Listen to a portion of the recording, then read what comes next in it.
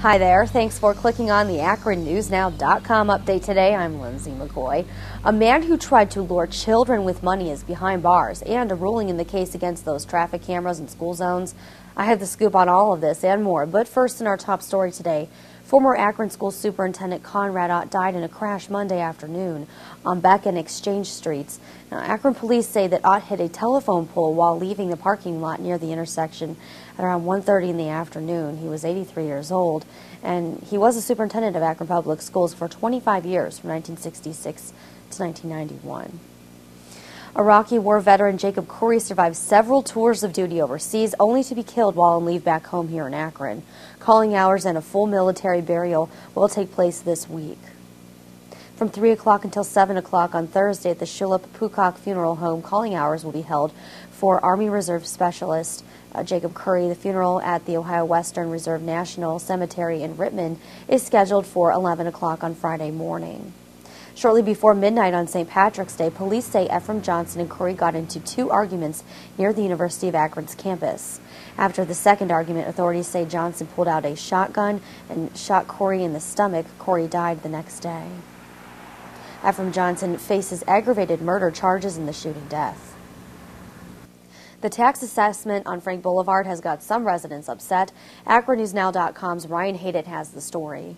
Frank Boulevard has been a convenient cut-through for drivers making their way from I-77 to West Market Street. Commuters are likely pleased with the news that the pitted pavement will soon be reconstructed, but residents in the area aren't so happy. They are being assessed to help pay for it. Signs dot front yards along Frank Boulevard displaying angry feelings toward the high assessments. Deborah Luffbrow is one of those people. She has become a voice for her neighborhood by making a Facebook page against the costs they are facing. There's $5 million dedicated. The project bids came in around $2.9 million, and I'm wondering where the rest of the money is, and why do they have to assess the homeowners of this street for when they already have funds available. I had said this isn't a 7-lane highway. I can hit a golf ball further than this road, so I'm not getting where they're spending the $5 million. Luffbrow has lived at her house on Frank Boulevard for the last 3 years and calls the whole situation morally wrong. Her assessment was estimated at $6,350. Now, just down the street from Luffbrow is Verna Fair, who has the largest assessment for the project, which she says is more than $10,000 or around 12% of her property's value. Although the side of her property does face Frank Boulevard, her mailing address is actually on Thompson. She says that the land touching Frank Boulevard isn't even hers.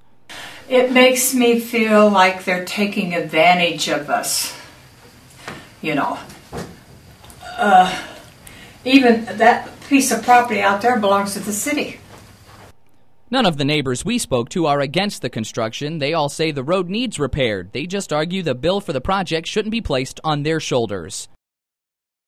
I don't think we should pay anything. I think that these people on Frank Boulevard are being duped. And despite the complaints, Ward 8 Councilwoman Sandra Kurt says the stimulus dollars have no effect on the tax rate.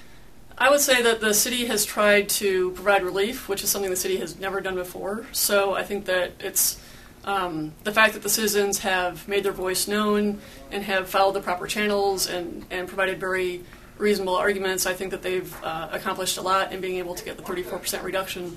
And also that legislation for that 34% reduction also goes forward for any other project where the city is increasing the traffic on their street. So I think that the residents have done a good job in educating the city, and the city has made some effort in response.